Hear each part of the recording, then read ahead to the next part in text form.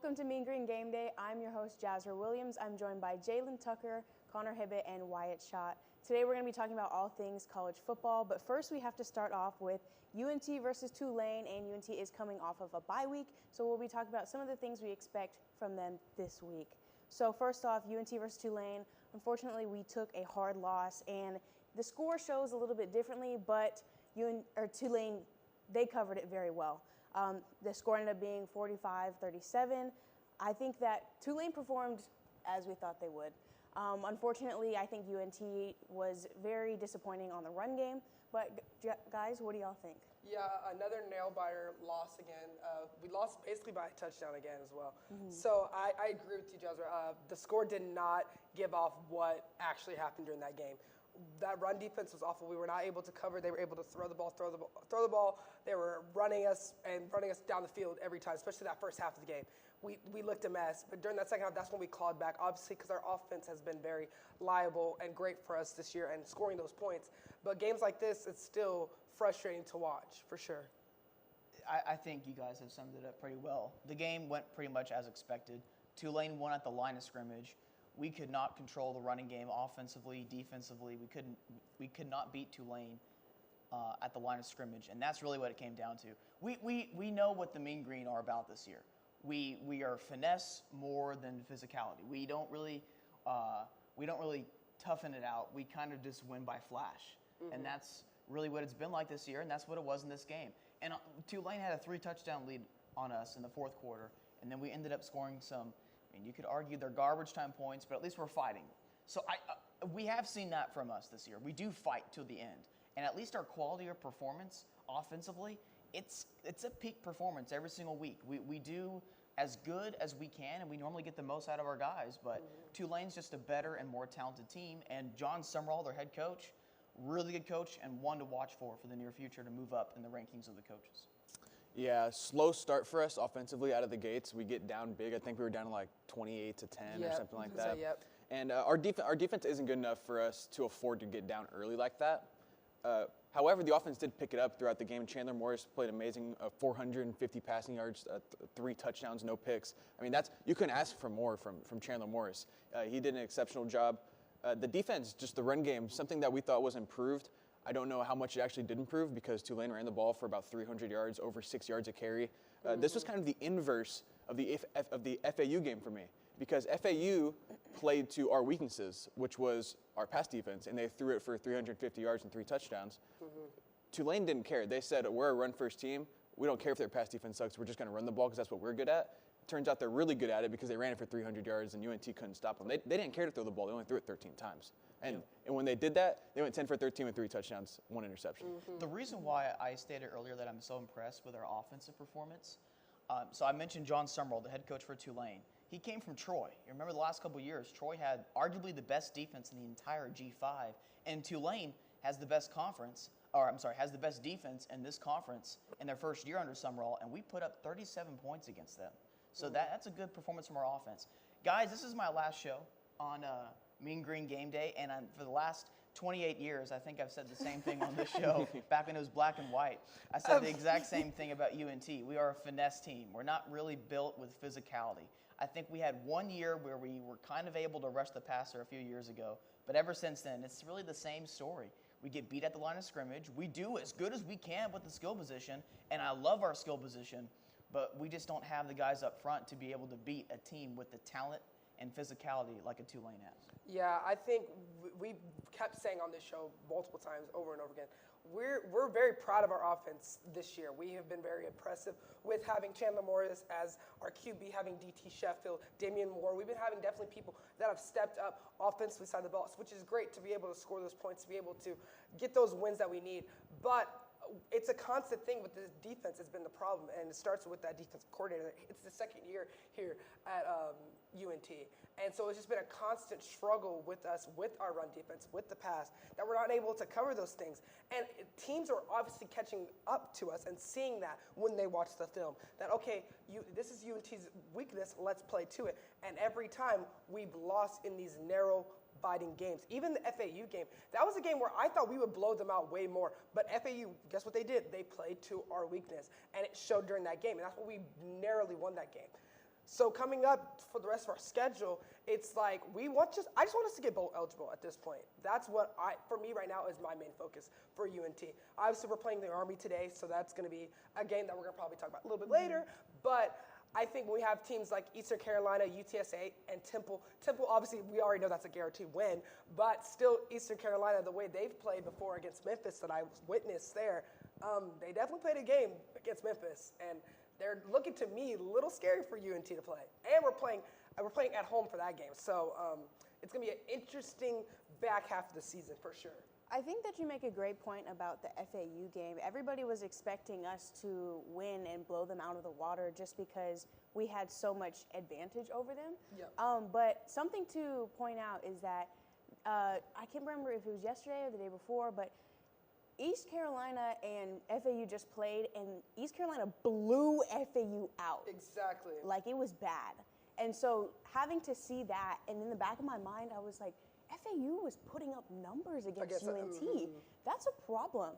Both, one, for us on East Carolina side, but two, how are we allowing all of these teams? We apparently are supposed to have an improved run defense, and we know that our secondary is bad. Okay, that's us. We know that our defense is lacking. But it seems like every single game, we're like, okay, this is what we know UNT is. We're going to see how they play. And we come back, and it's like, well, actually, never mind. Apparently, our run defense is not that good, and our secondary is still not good.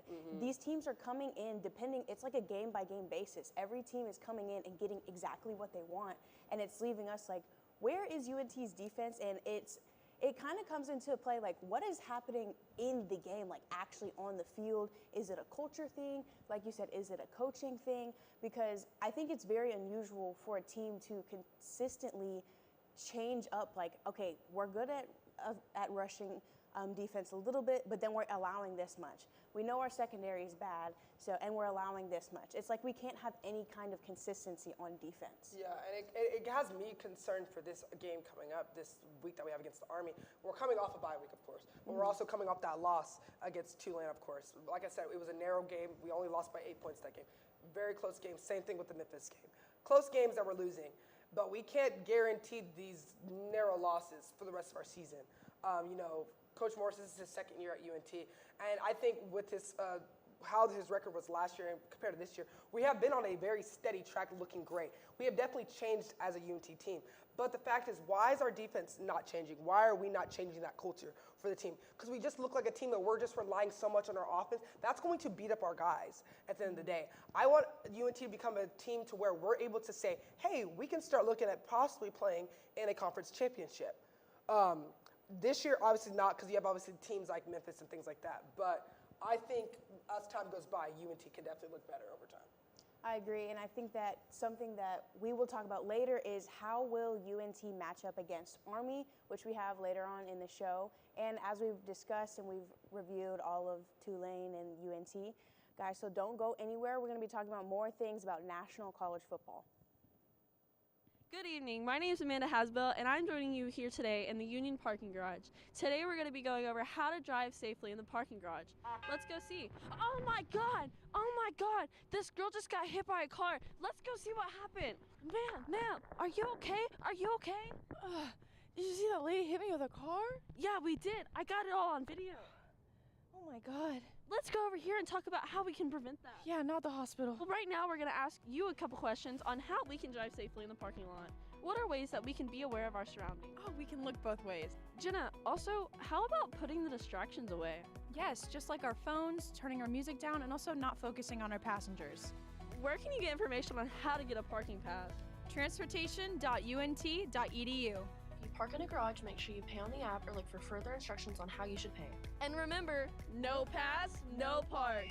Let's all try to keep our Mean Green community safe. Remember, we're all in this together. Drive safe.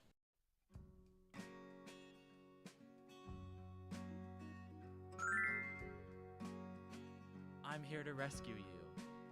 Oh, my friends. No so fast.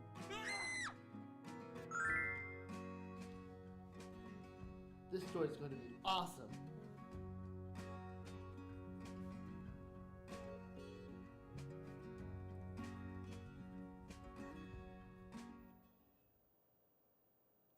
Welcome back. We're going to be talking about the conference championship race in national college football, talking about how many teams from the SEC, Big 10, Big 12, all of that. So guys, what are we thinking for that so far? And what is the overall look of it? It's the SEC and the Big 10 against everybody else. I mean, obviously we have a 12-team playoff this year. I know some people don't love the expanded playoff, but here's what it means. It means that the committee is going to be looking at who they value as the best teams, not the most deserving teams when you're looking at the at-large spots. Obviously, we have the auto bids for the 4 Power 4 conference championship game winners, and then the top-ranked G5 conference championship game winner. And currently, that's looking to be Boise State. We'll see. Tulane and Army will also have a say if Boise State trips up from somewhere here on out for this season.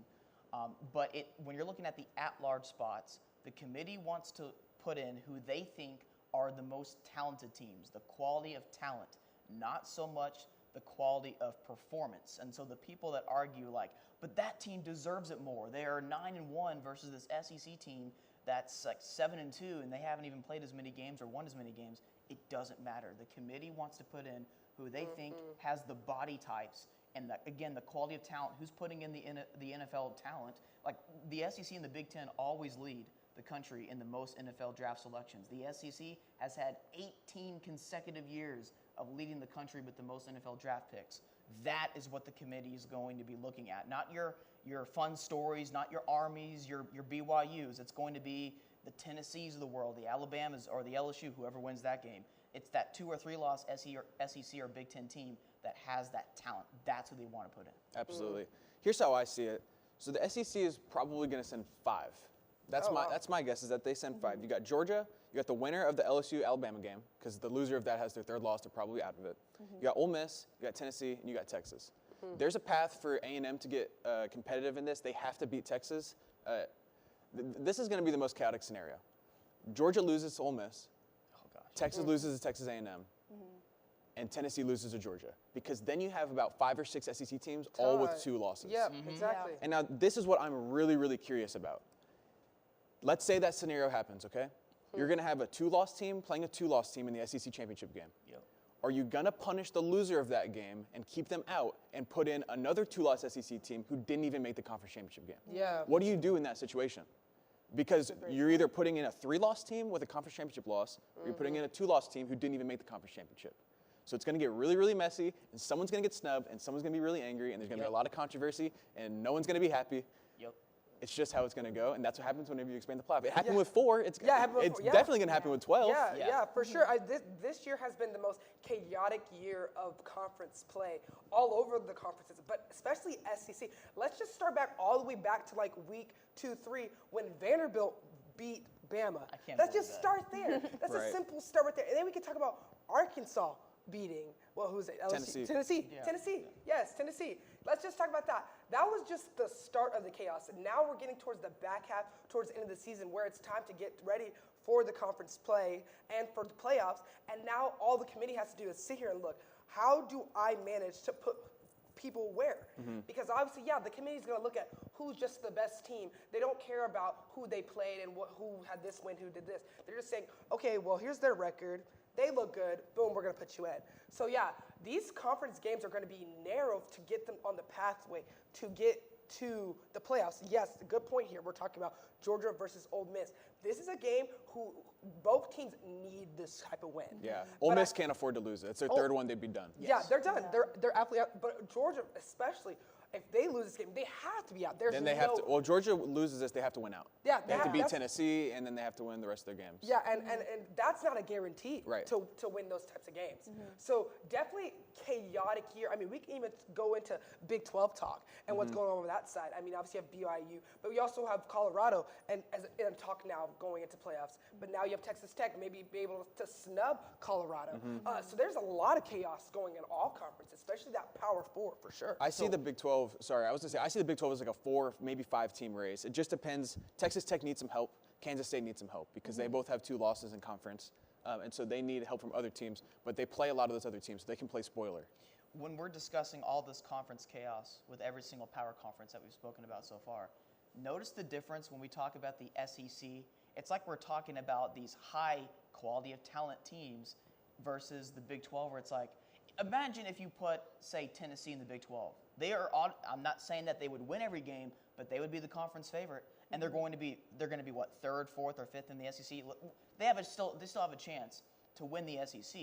But my point is, whoever is like fourth or fifth or sixth in the SEC would be favored to win the Big 12.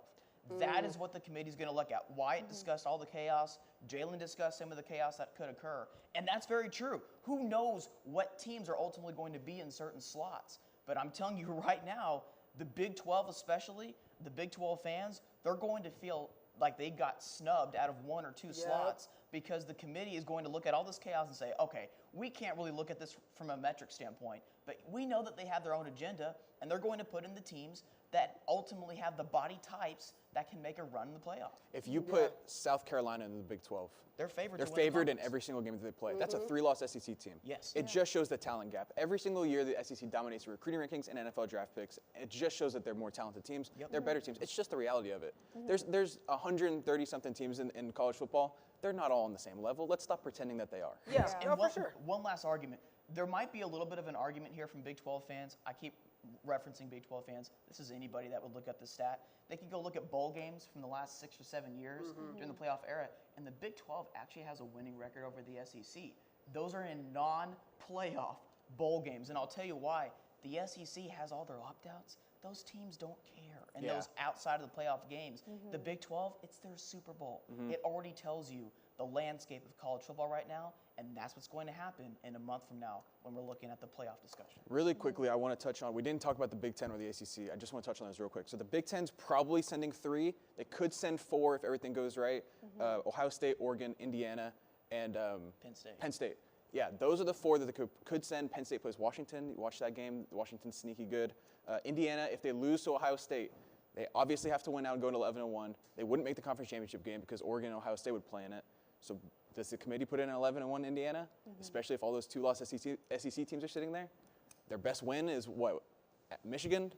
If they win Washington? today, Michigan or Washington. So that's something to monitor. And then the ACC, the only way that the ACC can send more than one team is if SMU wins the conference championship game against Miami. And Miami has to win out. Yes. So that would be Miami's only loss, and SMU would be the conference champ, so they get the auto bid, and then Miami would be in. But if any other way, if Miami wins the conference championship, they are not sending more than one team. Agreed. Because they're just not a very good conference. I think in the grand scheme of things, it's really important to understand that with expanding to the 12-team playoff is college football is a business. Unfortunately, it's very political. It's money-making business at the end of the day with fans and stadiums and whatnot, and TV contracts, and it's still all of a business. So with everything you guys have said, they're going to want to see the entertaining teams, the talent teams, the 4s and 5 stars. They want to see all of those players play. And same thing with happened last year.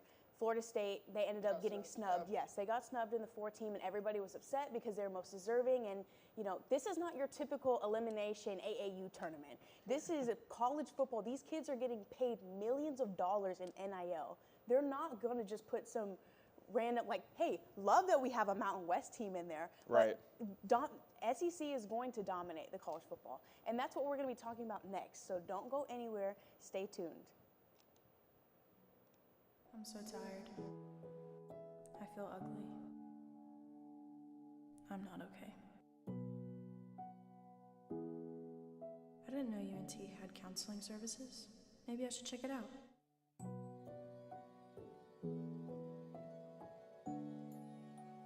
This looks like the place.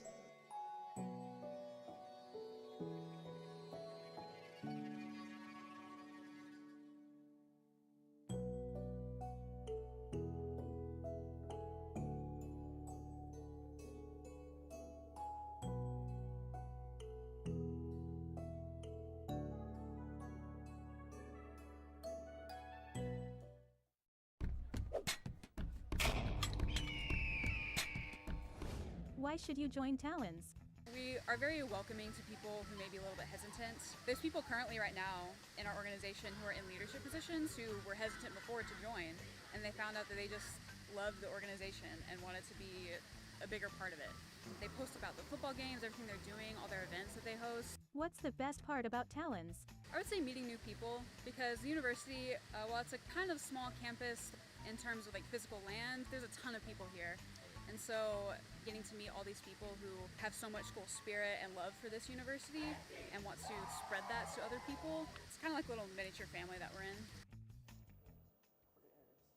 Welcome back to Mean Green Game Day. I'm your host, Jasmine Williams. I'm joined by Jalen Tucker, Connor Hibbett, and Wyatt Schott. We're going to be talking about the college football rankings and how everything is going to play out so far. We're basically talking about our first looks at what we feel like the rankings are going to end up being at the end of the season. We're going to be talking about some of the conferences, who we think is going to dominate, kind of leading in from what we just talked about, and just seeing what the rest of the nation thinks. Guys? I think I just want us to start us off on saying let's just go through the top 12 teams in order right now. Because we already know right now Oregon's won. So we've definitely seen them. They're undefeated right now. They had that big win against Ohio State. So, I mean, deservedly, they're number one. I want to see how everyone else feels about that, where we're right now, on just how we're ranking them one by one right now. Yeah. I think Oregon's the consensus number one team, undefeated. They probably have the best win in college football. Maybe the Alabama win over Georgia is a better one. But one of the best wins in college football over Ohio State at home. So, yeah, consensus number one team for me. And then number two, Ohio State there. I mean, obviously they had that loss against Oregon, of course. So that makes sense for them to move down. But I want to go further down the list here. We have Miami 4, Texas 5 right now. So can we talk about when we go further down the list? And obviously BYU is 9. So when we get to that 5 to 9 range, this is where I think there could be a little bit more shift into things. Because Indiana's 8, Tennessee is 7. So I'm thinking there's a lot of different shifts. I think BYU is definitely an underrated team. They're undefeated right now, right? So, but why are they ranked so low? Oh, it's because the caliber of the teams in front of them, who they played, is why they're so low. And that's why a lot of talk has been why BYU is, obviously they're going to win. I think they're going to win the conference championship, so they're obviously going to get that automatic bid. But still, for them to be ranked number 9, me personally, I think they should be a little higher. I mean, obviously they have the game against Utah, and I think a lot of people think there's a possibility they can lose that game. But I think if we just look at the consistency of their record, should show enough that they are a talented team. So why are they ranked so low? It's because of the community and what they look at and the strength of schedules and the type of team that you are. Yeah, and I think BYU is a perfect example of a quality of performance team.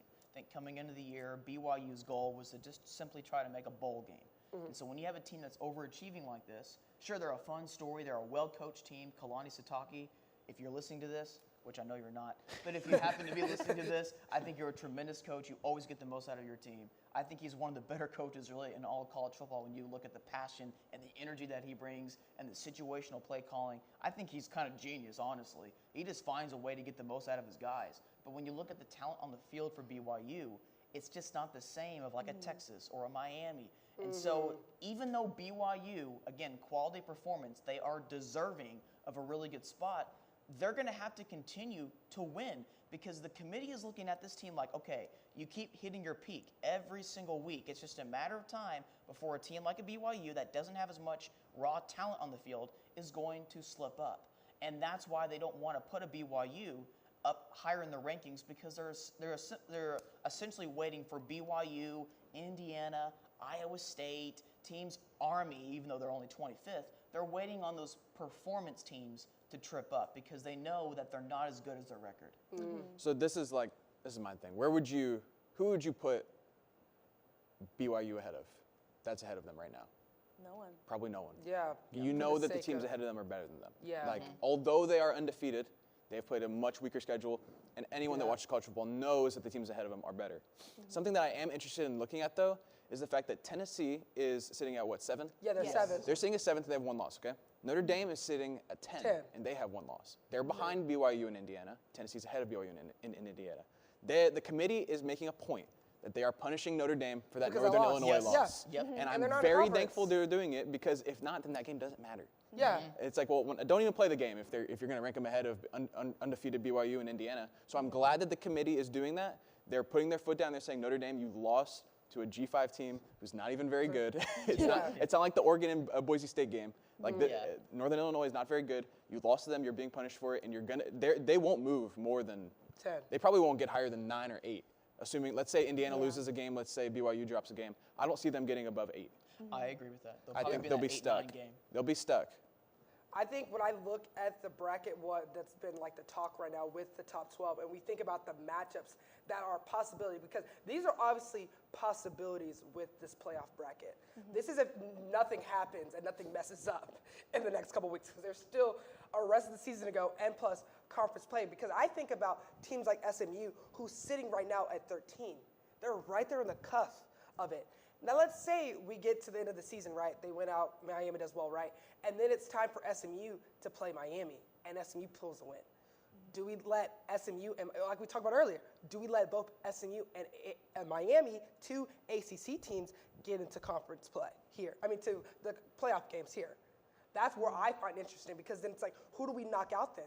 Because I'm looking at just like the bracket right now. The first round games are going to be, this is how it looks like right now. Boise State versus Ohio State at Ohio State. Then you have Indiana versus Tennessee at Tennessee. Then you have Bama versus Texas. That's going to be an interesting matchup there, because that's going to be a great miss from last year. Then you have Notre Dame, Penn State. And then obviously you have your 4 slots who are already guaranteed, which is probably going to be BYU, Oregon, Miami, Georgia. Now, to talk about Georgia right now, for them sitting at 3, I get it. But the way they've been playing, I don't think they deserve that 3 spot. Just on the strength of how they've been playing. Obviously, like I said, the committee's looking at schedules and like the win totals, of course. But if I was just looking at the eye of talent, I think Georgia should be lower based off the eye of talent. Obviously, they had that Texas game, which they won drastically at Texas. But they still have this Ole Miss game. And the way Carson Beck has been playing has not been at the level of what he should be playing. 3 interceptions per game? What kind of quarterback does that? You know what I'm saying? So I think this bracket is obviously just for show right now. It's definitely going to be interesting when we get towards conference time. Yeah, Chandler Morris would like a word on the Heisman race there.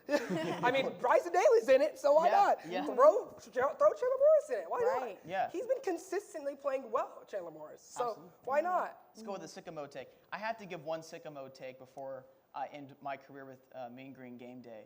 Okay, what about something that I don't really think many have discussed, but I don't think it's highly likely, but it's possible. What about if the highest ranked G5 conference champion, currently on track to be Boise State, actually ends up being ranked higher than the Big 12 champion? The highest ranked team right now in the Big 12 is BYU. Right. We'll see if BYU wins out, but regardless of whether they do or not, let's just say they don't. Let's say BYU finishes 12-1, Big 12 champion. What about if Boise State, I think by then, could actually surpass BYU in the rankings? They finished 12-1, and their eye test, their talent looks a little bit better than BYU. Does the G5 conference champion here, or the G5 representative in the playoff, does Boise State get a bye and finish number 4? I'm going to be honest, I didn't even know that was possible. I thought that it had to be the Power 4 champs that locked in those buys. I didn't even know that BYU could get a bye. It's considered the top 4 highest conference champions. Champions. So most likely, obviously, it's going to be the Power 4 in most years. Yeah. But this might be one of those years where you had a team that was already getting that preseason recognition that Boise State was, kind of like Cincinnati a few years ago, although not nearly as much as Cincinnati had. And if if 2021 Cincinnati was playing this year, they would get that bye. Absolutely. Which is kind of crazy to think about. But that's the Big 12. Remember last week we talked about it. It's crazy how the best team in the Big 12 is currently a 3-point favorite on the road against a Big 12 team that's last or towards the bottom of the Big 12 standings. That's the Big 12. And there's a difference when you're looking at these Big 12 teams and when you're looking at the SEC teams like Wyatt discussed with South Carolina being a potential Big 12 favorite if you put them in the Big 12. And they have 3 losses right now in the SEC. That's something to consider if Boise State wins out and if BYU trips up once or twice, and maybe if Iowa State trips up another time. Yeah, that's a good point. If the Big 12 champ has 2 losses, if they come out of there with 2 losses, there is a real chance of that happening, especially with Boise State's only loss being to Oregon. And it being a 3-point loss to Oregon at Oregon. At Oregon, that is huge. One last thing that I'll touch on is it's not going to make a big deal right now. Like, people see this and they're like, oh, whatever. But there's some inconsistencies in the rankings, and that's with Army being 25, Missouri being 24, no South Carolina ranked, no Vanderbilt ranked. So that's telling me that they care more about your record than your strength of schedule and your performance, because Missouri's looked really bad lately, and they've lost their last 2, and they're probably going to lose a couple more. But they still have them ranked. And South Carolina has 3 losses, really quality losses: Alabama, Ole Miss, LSU. Those are 3 losses. And The Alabama game was 1 score, LSU game was 1 score. Yep. They beat a top 10 ranked Texas A&M. They're still not ranked. But then you tell me that you do care about strength of schedule whenever you have BYU at 9 and Indiana at 8. So which one do you care about? It's Like just when situational. they just get to pick whenever they want to apply that rule. Yep. Yes. And so it's not going to make a big deal right now. It's not going to make a big deal right now because no one cares that Vanderbilt's not ranked and they don't care that Army's 25 and Missouri's 24. But whenever it comes to that selection in the top 12, then you want to see, well, which philosophy are you going to choose? Are you going to choose strength of schedule or are you going to choose record? Yep. Go ahead. No, I think this is where we're going to see a similar situation from last year's playoff matchup with the top 4. Now you're widening up more of an error now because you're doing 12 teams. This is where more error can be faced now. There's definitely going to be at least 1 or 2 teams that are going to get snubbed for sure, and this is what's going to frustrate people. But at the end of the day, like Jazzer talked about just a couple minutes back, this is a business. College football is a business. NCAA is a business, no matter what sport it is. It can be soccer, it can be track, basketball, doesn't matter. Them folks want money, and they want to put the best 12 teams on the field for you guys to watch on ESPN and to put money in their pockets at the end of the day. And they're going to put the best 12 on the field. Who cares about who you played and what your strength of schedule is? It's about the notoriety of your team is what's going to be. That's why Boise's 12, because of the notoriety. That's why BYU is 9 right now. That's why you have Tennessee, you have Texas, you have Georgia. You have all these teams because of their notoriety and their name of the school is why they're up there. And that is the key difference right now for the college playoffs. I think that you make a great point, and obviously that's something we're going to see progress way more into college football if they keep the 12. I don't know if they will keep it. But just for money's sake. But next up, we're going to be talking about the UNT game today. It's going to be UNT versus Army. I know we're all excited to talk about that, so don't go anywhere. The do's and don'ts of the Pole Rec Center. See that man over there? Please do not hog weights. Instead, do this.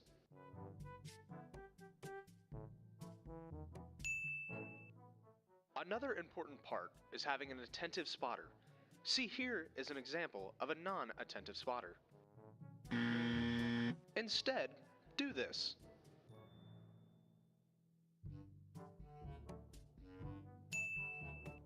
Now we head to the track, which should be pretty easy, just it's important to pay attention to the way the track goes. Remember to wipe down the equipment after you're done using it. The towels are provided by the gym, so it's pretty easy to wipe down the equipment when you are done. Thank you for using the Pole Recreation Center. Ugh, a 20-minute walk?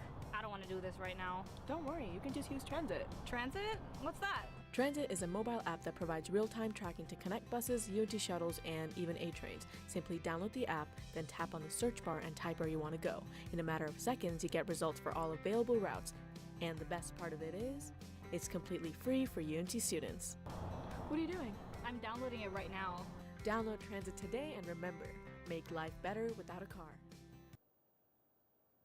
Welcome back. We're going to be talking about UNT versus Army. Today they are at Daku Stadium, and they're going to be playing the ranked 25 team. I think this is really exciting for American Conference teams to see, and as far as UNT to see how we measure up. I think that there's a little bit of discourse as far as, will the underdog UNT win? Will Army pull it out and continue their win streak? Guys, what are we thinking today? Well, first starters, there was talk about Bryson Daly not playing this game a couple days back, but now it has been confirmed this morning. He is playing today as the QB for Army. Thank you, Army. So thank you, Army, for healing Bryson Daly for him to play. Thank you. We really appreciate him playing. Really, the key thing for this UNT game is definitely going to be Army's offense versus our defense, for sure. We've already seen how Bryson Daly plays. He's a running type quarterback. He's a strong quarterback, very versatile. That man can throw, he can run, but he's strong. That's the key thing. He has finesse and talent, both those things, and that is a dangerous combo for UNT. Yes, it's great for UNT to be able to see, for American Conference, to see a ranked team playing in the American Conference against UNT, which is great for TV, of course, But for UNT, this is only the 4th time we have seen in UNT history a ranked team come to Daku. And about 2-3 years ago, we played UTSA and they were ranked and we won. So can we bring back that magic again in 2024? Can it happen? Maybe. Maybe. I don't know. What's the pathway, guys? I don't know. It definitely could happen. I mean, Bryson Daly has not faced the caliber of defense he's going to be seeing today with the Mean Green. In fact, let me just bet my over rushing yards for Bryson Daly real quick. Okay, we should be good to go now. All right, so yeah, get your value while it's still there because it was just announced a couple hours ago that Knight and Daly difference is going to be playing today. Quarterback for Army. Yeah, obviously, we know what the Mean Green are this year. It's a quality offense against a questionable defense, or with a questionable defense for us. And you're looking at the #1 rushing offense in the country with Army. They lead the country in 2 statistics in terms of the rushing yards. They lead the country in rushing yards per game and rushing yards per attempt, going up against the defense that just allowed about 300 rushing yards against the Tulane Green Wave. And this is a different style of offense that we're facing compared to Tulane because Tulane, they're basically telling you with their formations, hey, we're going to run it right there. Try to stop us. Army's going to be going up against us and like, you guys don't know what direction we're going to be running. Try to stop us. It could be a long day for our rushing defense, and it's a huge day for our defense because Army is also really good in time possession. They are your typical, very efficient military academy. They're 4th in the country in time of possession. So Army is going to try to beat our defense by also utilizing the time possession to keep our offense off the field. That is a very intriguing matchup for how our defense kind of schemes because we know that we're going to give up some yards and probably some points today. But do we try to be more like all out kind of style to try to get stops, like those quick stops to get our offense back on the field? Kind of like an all or nothing to get your offense on the field, whether you're giving up a quick score or getting a quick stop. That's going to be interesting to see how we scheme our defense. Yeah, there's 3 things that I think we have to do in order to win this game. First one is keep up the offensive efficiency. We have been extremely efficient this year, which is shocking to me because we throw the ball 60 times a game. And honestly, even whenever you're super talented, you still struggle with consistency when you throw that much. But we're less talented, than a team like Texas Tech, who has historically thrown the ball a lot. When Mike Leach was coaching at Mississippi State, threw the ball a lot. Less talented than them, we're still equally as efficient. So keep that up, and we have a chance to win the game. Also, win the field position battle. If you can flip the field on Army and make them run the ball down the field for 90 yards, because that's what they're going to do. They're not going to throw it. If they do throw it, they might throw it 3 times. Make them run the ball 90 yards down the field every single time. And then the third thing is winning the turnover battle. We're not going to win this game if we lose a turnover battle. It's just not. With the way that Army controls time of possession, we're not going to win this game if we turn the ball over. Yeah, can we talk about who's for rushing yards for the Army? It's Bryson Daly. Yeah. He's leading his own team in rush. So that should just be the hit for the UNT defense. They're going to run the ball. It's in bold letters up on their forehead. They're going to run the ball. We should already know they're going to run the ball. Yeah. And Bryson's going to run the ball because that's the type of QB. Now, I don't know because, he did have this injury. He didn't get to play against the Air Force last week. And if you guys watched the Air Force game versus Army, Army only won 20-3. And that was mainly because they were heavily focusing on their field goal kicker is what was scoring most of their points for that game.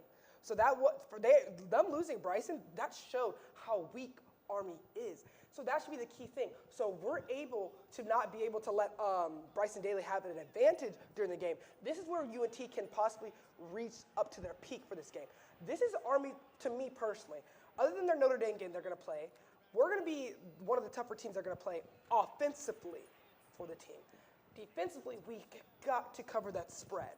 We can't allow Army to make these scores on us, for sure. Because like I said, Bryson's going to run it, and he's going to score most of their points. Yeah, for those of you that aren't familiar with like Service Academy football, they run like slot T and they run wishbone, which is they're not quarterbacks. Like they don't actually play quarterback. They're a running back, and they throw the ball maybe 2 or 3 times a game. And when they do throw it, it's like trickery and they're taking shots. That's why you'll see them in the game with they're 2 for 3 passing with 115 yards and 2 touchdowns. So they're not like actual quarterbacks. They are running the ball 99% of the time. And it would be perfect for our passing defense because statistically, our passing defense seems like they give up about a 60-yard play every single time. Yes. And the quarterback goes back to pass, so it would be it would show itself in this game. It would be a fair representation for our pass defense. One quick thing about the Army defense, statistically, they're one of the best in the country, but they haven't faced the caliber of offense like they're going to be seeing today with us. Their passing defense, to me, seems a little bit questionable, a little bit suspect. I think we can actually score the football today, so it's not like we have to play perfect defense to give ourselves a shot. No, I actually think we can go toe-to-toe with just our offense against their offense, but the question is going to be kind of like what Wyatt brought up, what is that time of possession going to look like? And if Army wins a turnover battle, like Wyatt mentioned, it's not going to be a pretty day for us because we have to play our A-plus performance offensively. Yes. We can't have any of these, oh, if we hadn't beat ourselves in the first quarter, we could have won this game, or if we didn't do that, we could have won. No, we have to do that. We have to avoid the mistakes and play picture-perfect offense to win this football game because right now I don't trust our defense to get consistent stops.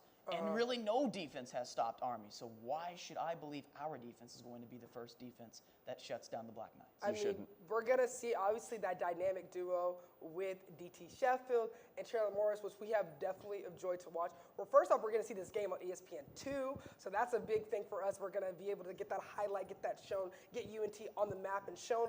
So I think for this game, it definitely is. I think, personally, it's going to be a nail-biter game because how strong our offensive is.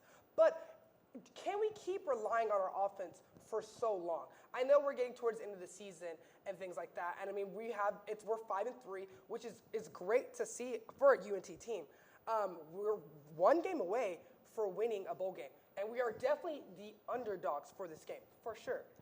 Can we pull up the upset? I would love to see us pull this kind of upset because, like we said before, I don't think Army is this big bad team that's they're 25, they're so talented. No, they're not. I don't think they personally are. They haven't played anybody to the caliber that they're going to play here, and they're playing us at home. This is to our advantage, guys. Here, Dan. Everyone needs to show their pride because this is going to be a game of the century, personally, for us to win, big time. This is our Super Bowl, huh? This is going to be our Super Bowl for sure. No, I think it's interesting that UNT is coming off of a bye week, and I was talking about it with them, and I was saying that usually teams would be really excited to have a bye week before playing somebody with such a high caliber, but I don't know if UNT's defense can really do anything to prepare except everything that you should be doing throughout the whole season. I think it'll be really interesting to see how the front five and the box makes tackles today and actually reads their keys and reads how Bryson Daly is going to be coming off of those, off of the routes that they have for him. But we know that they're going to run the ball. I think it'll also be like it's no doubt that UNT can score. I think that's going to be something that will keep us in the game. And you said, how long can we continue to rely on UNT's offense? I think we should ride it out to the end of the season, honestly. Fair enough. I don't know if UNT's defense is going to show up at this point, and I'm not sure it's going to be today either. I think what will be the interesting thing for me today is how does UNT's front five show up? Because secondary is going to be there mainly for support and to make tackles if our linebackers miss them. But I think it'll be interesting to see how what Connor mentioned, UNT's offense picks off Army's secondary in the back. So that's something that we'll definitely have to look out for today. But next up, we're going to be talking about our predictions, all of the national college football that's going to be happening today, and all of the games that will constantly shift our college football rankings, so don't go anywhere.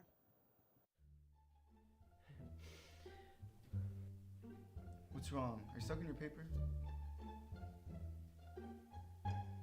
Pretty much. I haven't written anything in like an hour. Why don't you check out the Writing Center at UNT? Well, how do I meet up with them? All you have to do to make an appointment is visit the Writing Center's website and either call the number or email writingcenter@unt.edu.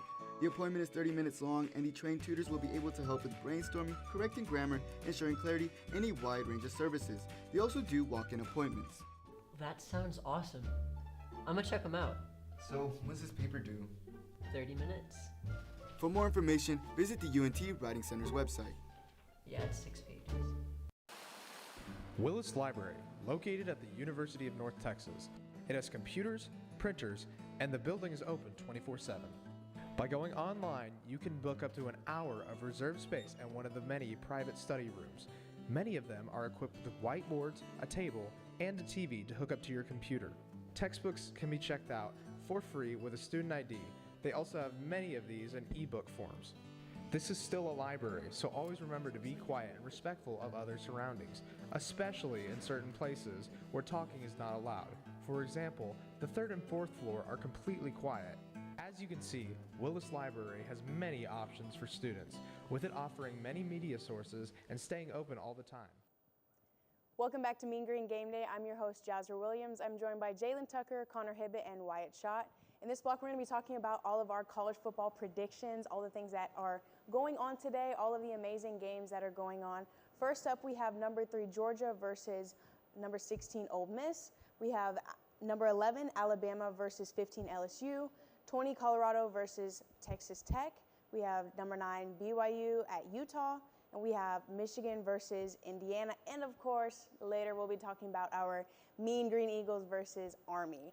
First up, number 3 Georgia versus and at 16 Ole Miss. I'm going to go with Ole Miss. I think that Ole Miss can pull up an upset here just because I haven't been high on the way that Georgia has been playing this season, and I think that Ole Miss has the ability and the star power to be able to pull off a clutch win. I'm going to have to agree with you there, Jazzer. I'm also going to take Ole Miss just on the strength of how Carson Beck has been playing. I agree with you, Jalen. I'm going to go with Ole Miss in this game. Not been impressed by the eye test standpoint from Georgia. Ole Miss should be undefeated right now. I think Ole Miss is just I don't know if they're not more talented, but I think Ole Miss is better than the record says. I'll go with the Rebels. You get 12 different versions of a team every single year, and you got the best version of Georgia against Texas. So they already played their best game. I don't think they're going to play their best game against Ole Miss. Carson Beck's turned the ball over way too much. I got Ole Miss winning this one. Next up, we have 11 Alabama at number 15 LSU. I'm going to go with LSU just for the sole fact that, 1, they're playing at LSU, and 2, I think that LSU, they haven't been the greatest LSU team we've seen in recent years, but I think that one thing about this team this year is that they have some kind of, like, I don't know if you call it like Louisiana magic or something, but every time it comes to going against a big team and it's like a nail biter, they pull out a win. It's like they have this clutch about them in big moments. I think LSU shows up in big moments, so I'm going to go with LSU.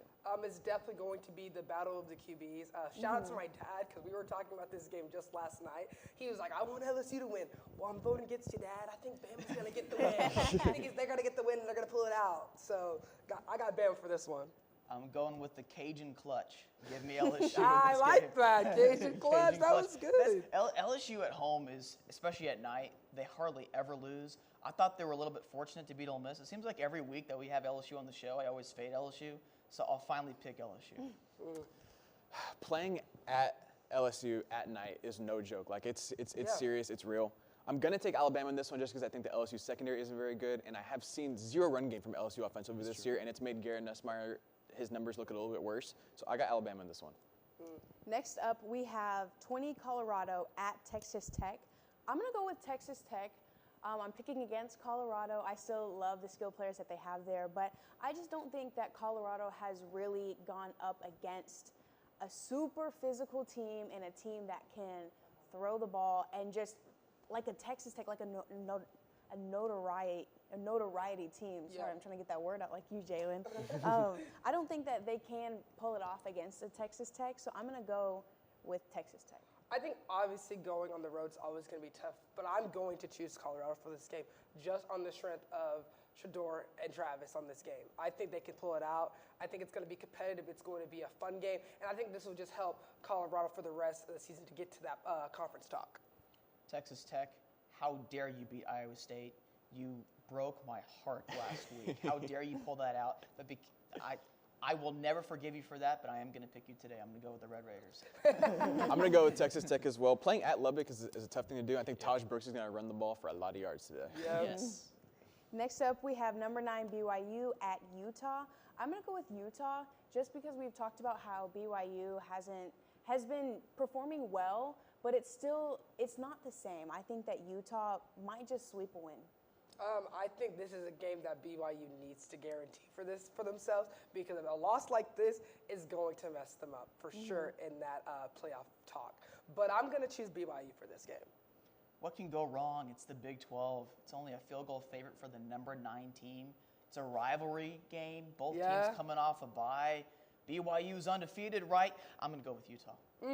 I'm going to go with Utah as well. The Holy War is a serious rivalry that it's been really one-sided for Utah, but it's super competitive every year. I'm going to go with Utah as well. BYU's got to slip up eventually. Gosh, everyone's against me for these two games. I hope they pull it out, guys. I hope I'm just giving something to you guys. She's a genius, so she's probably going to be right. Yeah. Next up, we have Michigan versus number 8 and at Indiana. I'm going to go with Indiana. There's not much to say there. Yeah, there's not much to say. Michigan is not on the type of caliber they used to be last year, obviously. They've lost clutch players. So, yeah, give me Indiana for this game. It's Hoosier time, baby. Let's go Indiana. I am never going to fade Kurt Signetti. Let's go Indiana. They still have a shot to make the playoff. That's still wild to me. Yeah. What's Indiana's slogan? Never daunted? Never daunted. So I got Indiana, never daunted. Last up, we have our Mean Green Eagles. We have North Texas North Texas, they're playing versus Army. They're going to be at Daku. It's going to be at 2:30 p.m. I'm going to go with Army.